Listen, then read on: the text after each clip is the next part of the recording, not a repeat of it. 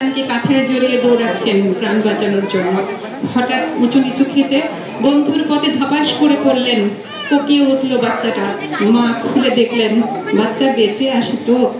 হ্যাঁ, সেই বাচ্চা বেঁচে ছিল এবং আজকে আপনাদের সামনে দাঁড়িয়ে কিছু কথা বলবার সুযোগ হয়েছে। আমরা যারা প্রজন্ম ৭১ স্বাধীনতা যুদ্ধের কাছাকাছি সময়ে জন্ম নিয়েছি, যুদ্ধ পরবর্তী আর্থসামাজিক দুরবস্থার মধ্য দিয়ে বেড়ে উঠেছি, তাদের মায়েদের জন্য চ্যালেঞ্জটা ছিল একটু অন্যরকম।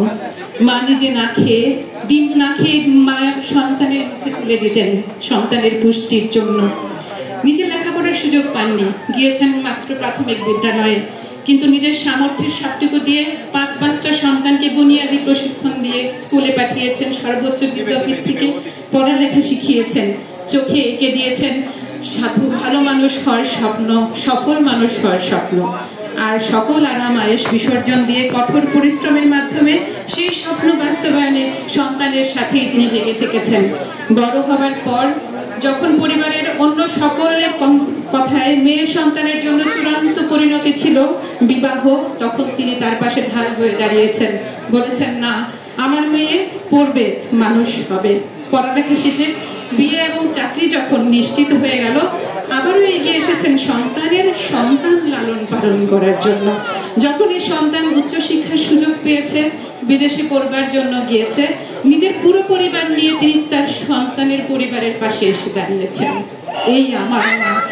আজকের এই অনুষ্ঠানে মাননীয় প্রধান অতিথি, মাননীয় বিশেষ অতিথি এবং সভাপতি, তাদের সকলকে সাক্ষী রেখে আমি আমার এই মায়ের জন্য, তার জন্য সবার সামনে আমি তাকে বলতে চাই, মাগো, তোমাকে আমি অভিবাদন জানাই আজকে মঞ্চে বসা সকল মায়ের প্রতি, এবং বলতে চাই আমরা সন্তানেরা তোমাকে অনেক ভালোবাসি, আমরা সকল মাকে অনেক ভালোবাসি।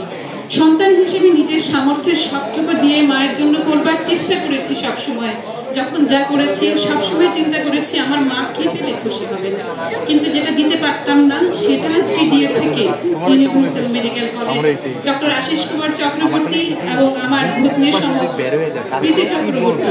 অর্থাৎ আমি যে স্বীকৃতিটা আজকে আমার মাকে দিতে পেরেছি, এটা কিন্তু আমি দিতে পারতাম না, এটা ওনারা দিয়েছেন, এবং এটাই আমার জীবনের শেষ চাওয়া ছিল আমার মায়ের জন্য।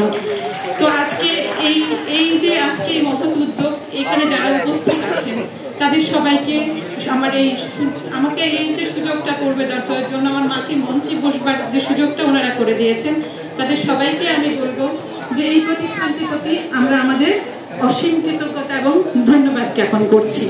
এবং পরিশেষে আবারও সকল মায়েদের সুস্বাস্থ্য এবং তাদের দীর্ঘায়ু কামনা করে আমার বক্তব্য শেষ করছি। ধন্যবাদ।